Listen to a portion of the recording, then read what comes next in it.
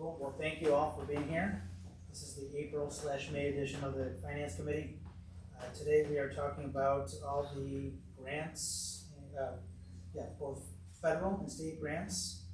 And I guess, Chris, would you like to? Yeah, as you said, we're going to talk about our current grants, including everything that's part of the CDP. I know there's a meeting a couple days ago around our future CDP that we're looking to submit. I also gave you a handout, and we'll talk about in one of the slides, just some of the grants that we are eligible to apply for that we're looking to put a team together. Right now we're working on the TAP, the Truant's Alternative Education Plan. So there's a list, there's a good 15, 20 grants here that we're looking to apply for next year. Some of those due as early as the end of this month. Okay. So we're getting our teams together to start working on that. And then we'll end the meeting with just a review of what's coming up before next week. Okay.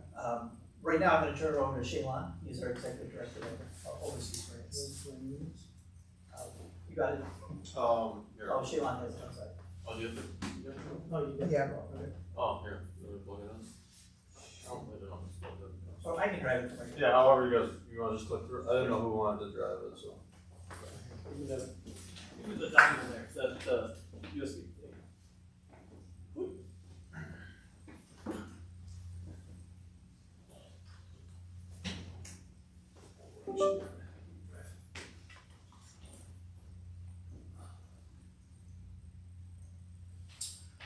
Okay, well, good evening. There's a comment, is there a comment on that? What was that? Somebody commented? No, that's always there. That's the screen sheet. Okay, for you now. Yep. Okay. So grants in review. So currently, as a district, we have about 5.4 million in grants. The items that are highlighted are those grants that we oversee in the business office. That includes your Title I, Title II, Title IV, after school improvement, and the breakfast expansion grant. So for Title I, we have about 1.7 million. The grant period is from September 1 to 8/31/2025. So the plan to exceed those amounts are listed. So we've expended about close to 900,000 as of April 20th, 2025. We have about 300,000 close in encumbrances. That includes your administrative salaries. We also have about 138,000 in supplies for Proviso East, PMSA.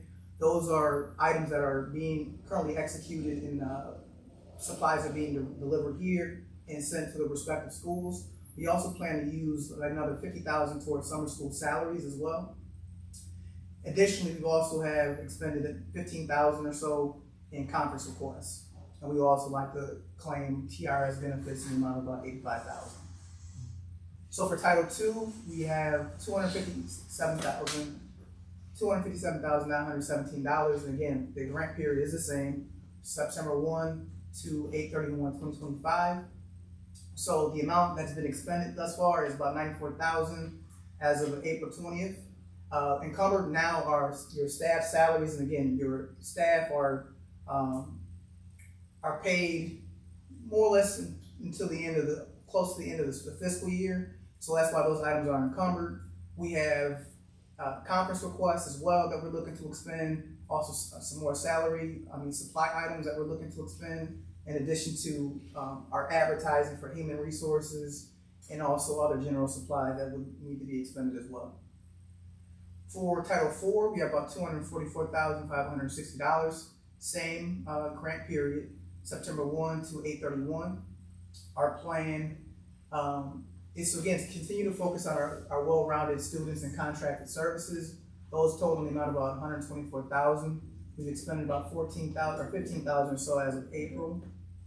And we've also processed another like 42,000 or so. That includes the school links and also academic tutoring from the Education Services Office with their assistance. We also have a digital license that I'm working with Ms. Lee to expend the rest of those funds as well. We also have about another 20,000 or so that needs to be expended in non-public supplies. For our school improvement efforts, we have about 249,000. Just expended 32,000. That amount actually increased. It was around 48,000. But of that amount, we have stipends, about 43,000. We also plan to use another $65,000 or so in summer school positions for Proviso East because the school improvement plan is designated specific to Proviso East. We also have other supplies that we're processing and also teacher stipends that are working on the school improvement efforts in the amount of about $18,000, still working to expend the rest of those amounts. ECRO, which is the outside organization that we work with that has been identified for our district. That payment was processed about $24,000, and then we also have other administrative stipends that have been processed in the amount of about $12,454. So for after school programming, $127,000 is what's been allocated. Summer grace period September 1 to 8/31/2025. We've expended about $105,000. Educational supplies is another line item that needs to be expended for about $650. But things are working as they should.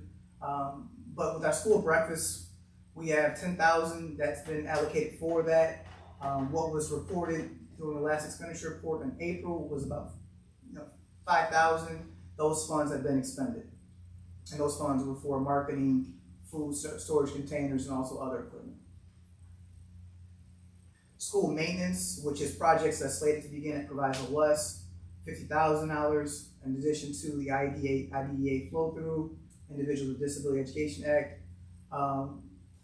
We recently received Ms. Fleming, with the department that she oversees, received about $730,000. And with that amount, that's an exceptional amount. She's in the process of doing an amendment to work on expending those funds as well. For Title III, $8,775. Those amounts have not been expended that have been allocated toward those funds yet. I know that there is a plan in place as well. For our Title III, LEIP, our language programming, that's about $104,086, and so far $86,000 of that has been expended. For our Perkins CTE, $231,870. So far, about $229,000 has been expended, and also you have another $2,200 that's currently encumbered. With the CTEI, $161,000 has been allocated, and what has been expended is about $139,000. $10,000 of that is encumbered, and left to spend is about another $12,000 or so. For our WARE grant, the amount that has been allocated was $300,000. So far, the amount that's been expended is $70,000, and $3,000 that is encumbered. But due to current situations with the Illinois State Board of Education, and it's due to our intergovernmental agreement that has not been put in place, those funds have been put on hold. So now transitioning to the Consolidated District Plan. The Consolidated District Plan addresses the planning portion of the grant application process.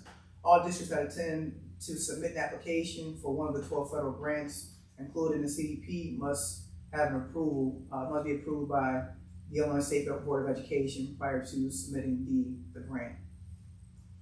So what is the CDP? It is Title I, Part A, Improving Basic Programs. Title I, Part A, the School Improvement Part. Title II, Part A, training and recruiting high quality teachers, principals, and other school leaders. It's your Title III, your language instruction. Title III, immigrant education programming. Title IV, your student support and academic enrichment, in addition to your IDEA Part B flow through. So as a district, we are currently proposing to utilize these funds to achieve the following outcomes as it relates to Title II. To improve students' readiness to compete in the global marketplace, the creation of professional development handbook, the development and implementation of the teacher induction and mentoring program, supporting recruiting and retention of high-quality teachers and administrators. For Title I of the School Improvement Plan, the district is proposing to utilize funds to achieve the following outcomes: increase proficiency in reading and math scores for the PSAT and the ACT, increase proficiency in reading, math, and writing across all subgroups. Teacher-driven PD, which is definitely important, that focuses on student learning challenges and targeted needs for all subgroups. and also creates a collaborative school community where the school staff, families, and community interact and share ownership in the success of our students across the district. For Title III, as a district, we're proposing to identify, adapt, and implement direct instructional supports for EL students, to offer EL parents and family engagement opportunities. For our migrant education program, we as a district are proposing to support students over the summer to engage in credit attainment, to offer educator stipends to support credit recovery options for EL students and prevent language learning loss. Also to support parents on the topics of parent and student engagement for our incoming freshmen. For Title IV, as a district, we're proposing to utilize funds to achieve an expanded after-school program for students to address academic needs, social, emotional, nutritional, and also physical health needs. For our IDEA flow-through, as a district, we're proposing to provide an appropriate public education in the least restrictive environment to students through programs offered in both in-district and also out-of-district settings. At this time, I'm going to turn things over to Mr. Muller. Let's stop and see if there's any questions. So Title IV is related to after-school program? Does the after-school program also fund our clubs? Does that come out of our general? So there's not a lot of funding that goes into clubs. A lot of the funding from clubs comes from fundraising. The after-school program, I don't believe it's funding any of our clubs. No, not at all. Could it? It can't, it doesn't. It doesn't. It doesn't, but could it though, or it won't? For after-school programs, so typically for our student activities, as Superintendent Mohit mentioned, that those funds come basically just from fundraising alone. But though you're talking about the Title IV funds, Title IV fund. are typically need to show, if it's a club, that club would have to be designed somewhere around increasing reading and math skills. And so that's typically where those Title IV funds would go, or SEL as well. Now there is an additional grant that we received, which is called the After School Programs Grant. And in the past, that has supported some after-school programming. But again, I don't believe any of the clubs. None of the clubs were a part of that for after-school program. It was basically just to improve English and math proficiency and support students with credit recovery. So that was for the after-school. But then in reference to the Title IV programming, up until last summer, we utilized those funds to sponsor a summer sports camp for our students. But this year, the Illinois State Board of Education did not approve us for that sports camp. So that will have to come out of district dollars. So we have plans for the summer sports camp. There is plans, but it's based on the district level, but not the work grant. Okay. The state did not approve it this year. But I will say one thing that we did is we asked every single club to submit a budget. And so we explained to them, like, this doesn't mean you're gonna get the money, but we needed a better understanding of how much you're spending, how much you really need to spend. Because I'm not always crazy about kids having to go out and fundraise so they can have these opportunities. And so we're looking for ways in this budget to with a reasonable amount, how much money from our general fund. So what are we able to come from these titles? Could we provide to some of these after-school programs? Quick question, add to that. I know in the So if they mentioned something about a football program and the kids, the athletes are playing and they need a meal, that will all come from district funds, but it would have to be implemented by us. and then communicated from each building. That is correct. And Dr. Hill, do you have like an FAQ? I imagine that over the years you've heard the same question over and over. Do you have an FAQ available, or is it all? I don't have, it's all right here. If they ask me a question, like, because I didn't want to, intervene, Dr. Walker did an amazing job the other day, but there was quite a bit of concerns too in reference to one of the grants about translation services. And I do know last year we did buy Pocket Talks. So the question would be for us to identify where those Pocket Talks are at inside those buildings, because that was one way that we had that support for our English learners. Doing when we have like after school programming or when we have meetings, because we want everyone to be engaged. So we just need to find those, and then, seek out opportunities for some staff members to, assist us, with translation when we have our evening events. And those would come from Title III funds, right? That was Title III. Okay. We purchased the Pocket Talks last year, and then it was some funding, from Title I, I believe, we used as well. And then, looking at prior years, I'm assuming yes, but have we expended all of the grant money, or have there been instances, and I understand life happens and whatnot, but have there been instances where we didn't expend all the money? Well, what I like to do, because I've been working with grants for many years, not my current role now, is always best, especially for Title I, to expend 85% of that grant. You're in good standing that way. And then you would have 15% threshold left over. Title II, Title IV, if for some reason you don't expend those funds within a given year, they do give those funds to you the following year. But Title I, that's not the case. Title I, it is our responsibility as a district to expend all those dollars.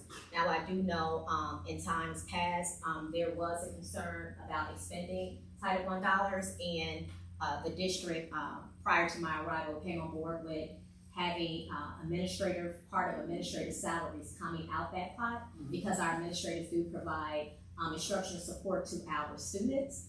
And that took up a great deal of the grant as well. We were able to expend all those dollars.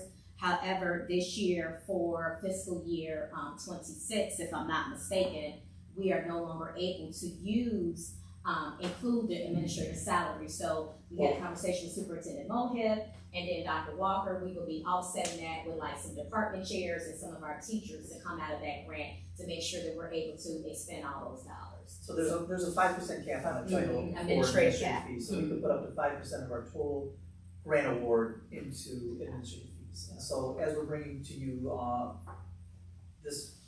next Tuesday, our plan for the schools with department chairs, part of that plan is showing that we'd be able to pay for them through those title funds. But the goal is, don't send any money back. Exactly. So if they give you $250,000, spend the $250,000. And so the 15% that she's talking about, you do get, and there's a buffer where you can get some money back in the rollover. So, but you can't exceed the 15% amount. So that's why she mentioned we'll spend at least 85, if not more. The problem is we don't want to get into this habit where it's the end of the year, we have all this money, we want to spend down to zero, and then we start making bad choices. That's right. Yes. Right, so we want to make sure we hit that 85% buffer. We'd like to get to that buffer by April, so there's time to close out. We also want to make sure by doing that is that we're pushing as much money into our title funds and not into our general funds. So anything that's allowable that can go into our title funds, that's where we're going to put our funds. Because you can't put any excess of your title funds into your reserves. So we want to spend down those funds before we start spending out our general funds. And that's always been the goal too. And I always tell people that when we receive these grant funds, it's so easy to say, hey, we wait till the end of the year, as he mentioned. To Illinois State Board of Education, saying that we really don't need these dollars because the money is to be spread out throughout the whole year. If our grant starts September, hey, September through August. If we wait to April or May, then for me, I'm at the state level, they're saying, well, Proviso District, they don't need these dollars, right? They don't need them because they're waiting to the last minute. And as Superintendent Mohib mentioned, when that happens, that's when it's useless spending. It's like we're just spending just to be spending so we can spend the funds. We want to make sure that those resources, those funds are based for the kids. Any other questions of anything that Sean? What we're looking for, and I passed out a document to you too. And so these are just grants that are coming up. Some of them are part of the title, or part of the CDP, these title funds, Title I delinquent, IDEA, and the IDEA discretionary, that's our special education funding. These are things that we will apply for every single year. I haven't seen that the bilingual education award, the EL Immigration Student Education Program, I'm not sure if we've applied for those in those past. If we applied and we just didn't get it, but that's something we'll go after again this year. After school programs, this is something that Proviso is very, very lucky to be included in that grant. So that's something we'll get every single year. This is and it's gone up from about a $15 million allocation from the state to a $20 million allocation. More of these dollars are being pushed to the LEAs.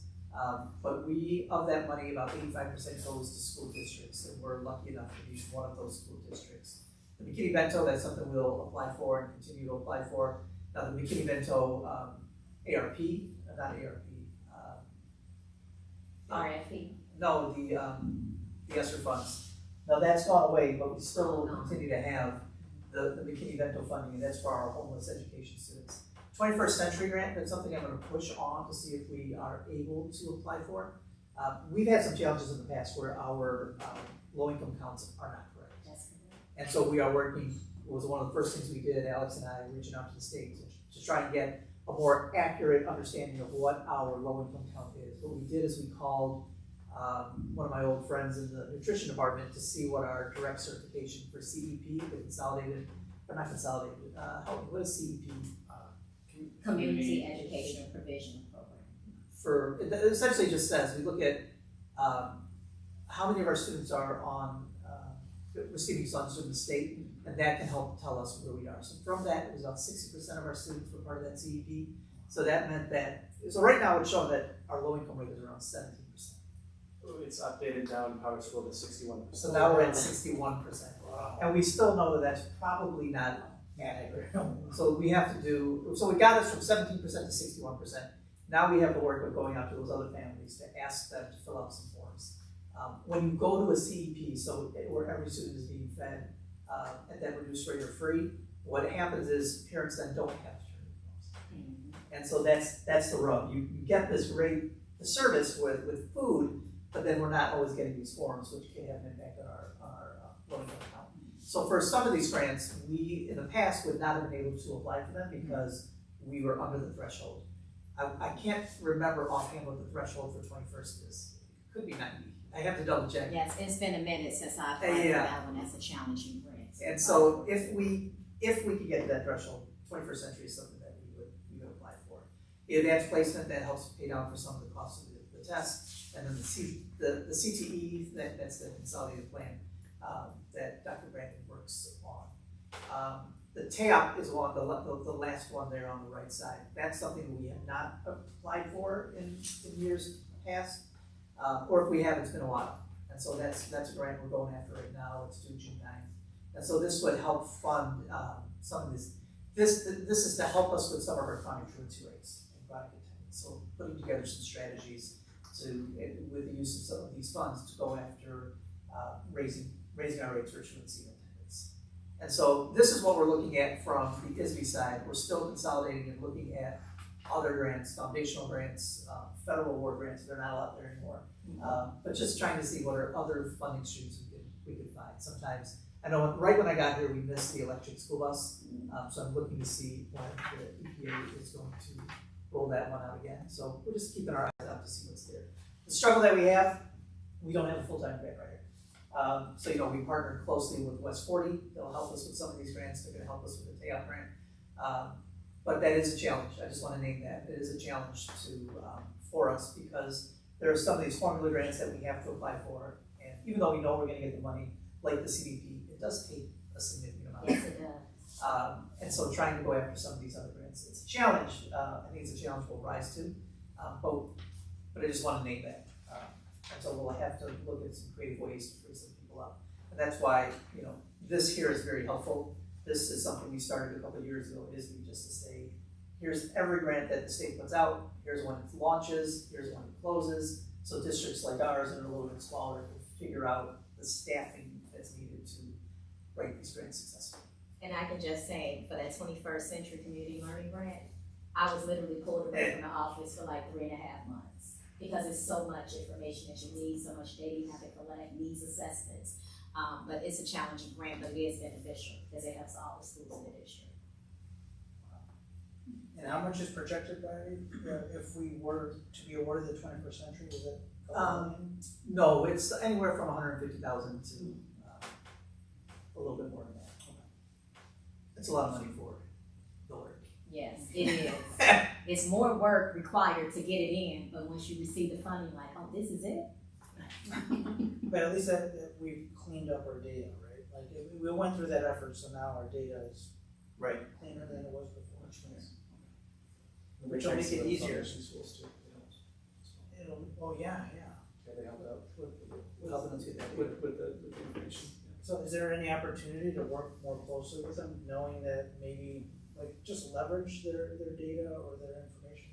Yeah, that's largely what we did. Other than reaching out with ISB and connections, there was working and partnering with the superintendents and their data individuals on their enrollment files, their specific data that's reported to the state every year. So we were able to look at students and kind of map which students are ours that we're not flagged, that we're flagged here. Any questions about some upcoming grants we'll be looking at? No. And then finally, we just kind of want to run through what we'll be doing again on Tuesday.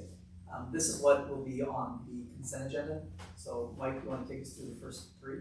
Yep, yeah, so the first one is our yearly student summer IT internship. That'll be posted, should this be approved, on Tuesday. Again, match the rate of the PLCCA is doing on the $15.80, and we'll go through the same process we have students apply from across the district, so a great opportunity for that. Not to exceed, we just kind of did the math of if they would work 40 hours a week, you know, the maximum amount of weeks. We usually it's not 40 hours a week, usually it's around 36 or so, because we have them start like half an hour later than us and leave half an hour, so at least we have a little bit of a gap to just regroup ourselves from working all day. So yep, that's what we're looking at for that. So E-rate switch replacement is going to be another one coming up. Already been just filing is due. It's already been preliminarily filed pending board approval. What that is the remainder of our E-rate funds will be expended. This is year 5 out of the 5-year cycle. So we have we'll be expending the $493,000, and out of that, $186,000 of this project will be local funds. Great thing with that is that kind of stepping through what we need to do. This will again use up all of our remaining E-rate funding. We used up a big chunk on the firewalls about 2 years ago. This will have all roughly 100 or so physical switches replaced across the district. So every switch, excluding our core switches, will be replaced. So that then sets the framework for upgrading Wi-Fi across the district. You kind of have to do one before the other. And the switches were kind of a hodgepodge. So it's really doing it all, getting it done right, and then we can look for the next 5-year funding year that's coming up and say, okay, now we can do our core switches and our access points. So again, nothing really anyone notices because it is working, no one notices it, but definitely a need to keep us moving along for technology there. And then last one, copier lease renewal change. It's going back and forth with 2 vendors for quite some time. A current one, Xerox, and a competitor, Konica Minolta. Went back and forth, and regardless, wanted to do a fleet refresh and standardize the models. So we've taken it from, I think we have 16 models right now. What that's going to be is them coming in, I think it's 64 or so units we have across the district, removing all of them and replacing them all with likewise models. So we would have, I would say, I think it's a total of 4 units. If it's color, black and white, and then depending on the usage, 4 to 6, but a lot more manageable. All new devices, and then it's a 5-year term, and then what we would look to do at the end of that 60-month 5-year term is just do another refresh, because at that point they are pretty well used. And we did do, our current lease price is around $7,600 a month. We did bring it down to that $5,400 by again doing a 60-month term and also doing right sizing approach. There are some areas that had massive copiers that didn't need to be used or weren't being utilized. So making sure teachers have what they need, but also making sure we're being, putting the equipment in that needs to be in there. Any questions on those? So K-12, let's talk. I know I put this in the updates. We talked about it at the last board meeting. This is something that I'm responding to from just hearing over and over again from the community that they're calling us, they're emailing us, and they're not getting any responses. So this is a system that will help us track that information so we can capture all the information that's coming in, see where it's being directed, and then monitor to see how quickly we're responding to it. We'll set a goal of initial response within 24 hours. They don't have to have a resolution, but they have to at least they at least have to make contact with that call.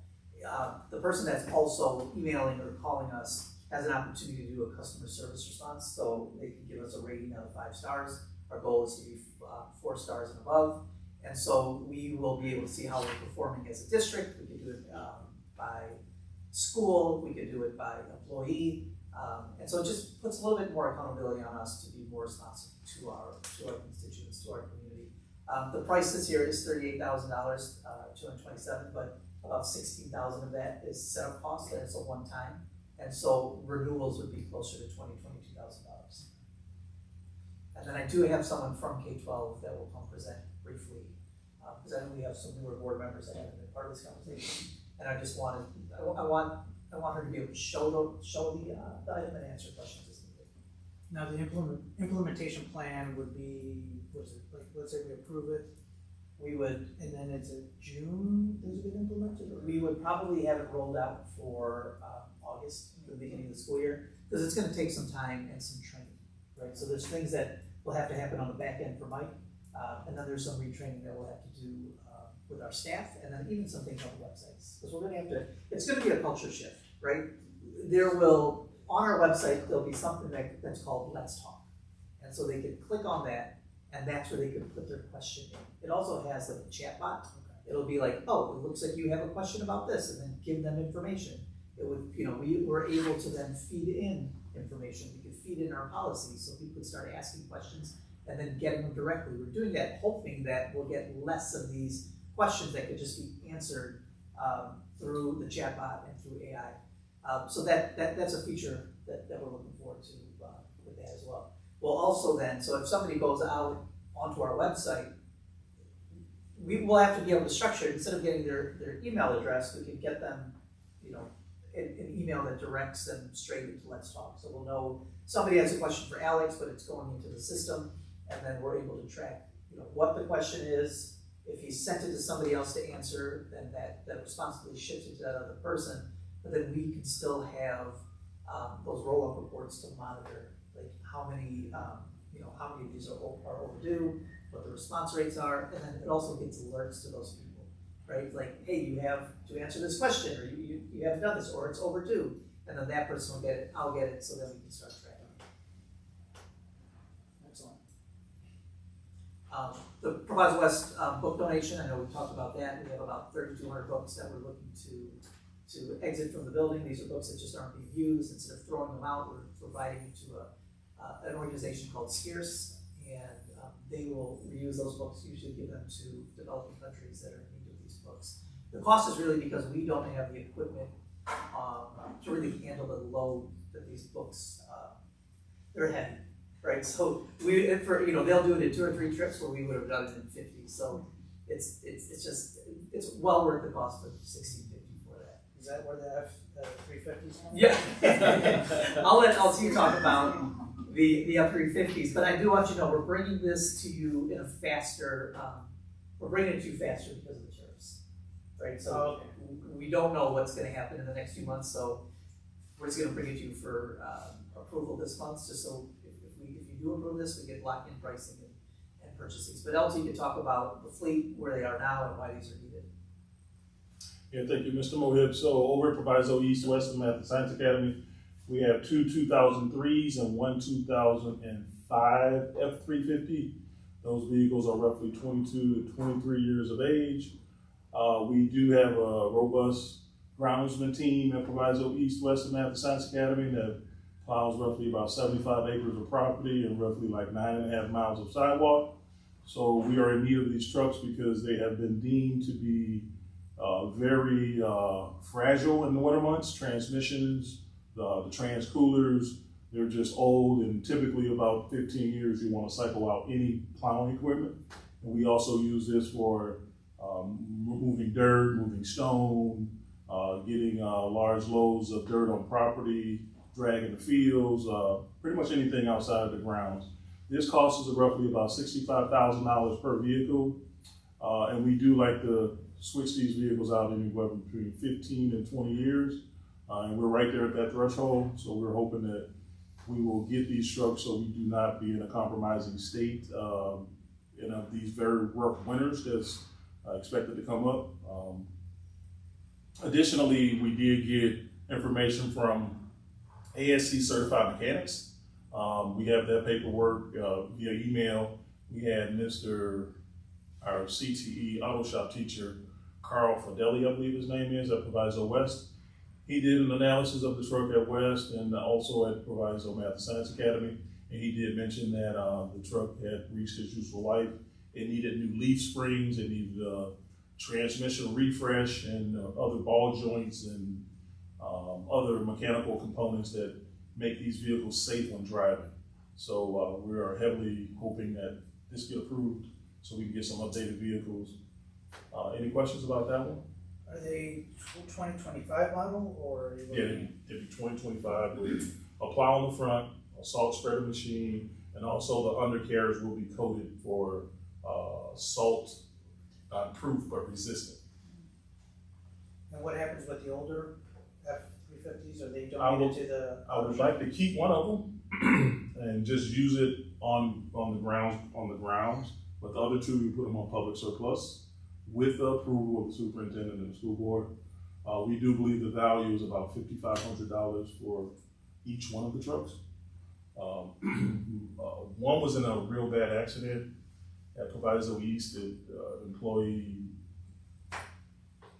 had some medical condition and he ran over the gate of Proviso East and the front bumper was ripped off, doors mangled. So the one of these looks like a pretty bad wreck right now. So that one for sure we need to get rid of.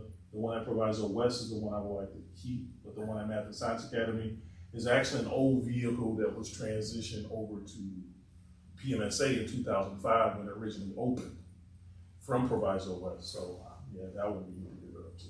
Okay. Any other questions? As far as who's driving them and training involved, because I mean, not everybody can get behind a truck and like plow snow, right? I feel like that's a specific driving skill. So who's driving them, or is there training that is involved so that there's no damage to either the plow or the truck? So yeah, we do tutorials with Ford. We're building the spec. We did do tutorials with Joe Cozy over at Proviso East. Also Claude Brown at Proviso East, Darryl Strawder at East, Al McDonald at Proviso East. Math and Science Academy, it is Corey, Jeff Madlock, and Nick Zamboli. Over at Proviso West is Bill Welch, Jose Perales, Ron Good, Roy Ruiz, and I gotta be forgetting somebody else at East. As long as people are trained to, Yeah. right, like these are expensive vehicles and we don't want anybody just. And the books come with a DVD to kind of explain to you exactly how to operate the plow, you know, what type of yard markers you need to put into the areas where the curbs are so you're not hitting curbs, things like that, how to use a salt spreader, when to turn off if you're getting close to a vehicle, things like that. And so there is a training video. Thank you. And I know I put this in, we talked about this a while back, but we are in the final stages of contracting for some devices that we'll put in every single vehicle that we own. It's a company called Samsara, so it does more than just like putting a, so we thought about it like, hey, can we just put an Apple tag there and kind of see where they are? But as we talked about it, we're like, we want a little bit more information, right? We want to know, you know, hard braking, hard acceleration, how fast they're going, if they're out of a geotrack fence, right?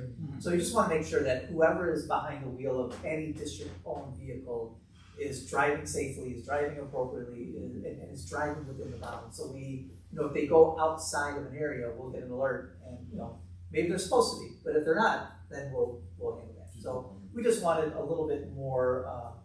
We just want a little bit of more oversight around our vehicles to make sure that you know they're being used appropriately. Any other questions about the vehicles? Moving on to Proviso West main office. This office suite is roughly 4,700 square feet. It runs from the B ramp to the D ramp. If you're familiar with Proviso West, that's the main office area. From the book room on the B side all the way to the security post at the D ramp, right at entrance number 6. All of the interior suites and all of the flooring, all the base coat will be professionally removed. The lowest responsible bidder was CEC Environmental. I do believe they were the only bidder. This will include all brand new flooring, disposal of the existing flooring, all remediation plans, oversight and monitoring from EGSL, to make sure that we have air clearances that are clean and acceptable related to IDPH rules and regulations. And we, at the end of the project, if Proviso does a successful job, as Dr. Walker, as Dr. Walker alluded to in his earlier presentation, we will receive $50,000 back on this project once we are able to submit all of the final documentations and the final submittals. This is a summer project, right? Yes, slated to start, if approved, slated to start June 8th or 9th. And that's called the school maintenance grant. Got it, okay. Any questions about the Proviso West Main Office suite abatement? Great. And then I know Dr. Hill's talked about the budget amendment and consolidated plan. Do you guys have any questions around that? Not at this moment. Okay, that brings us to the end. Excellent. Well, yeah, thank you all for your time then. Well, any final thoughts before we depart? No? No? All right. Thank you all for your time. Thanks, everyone. Is this a first? Congratulations. Thank you.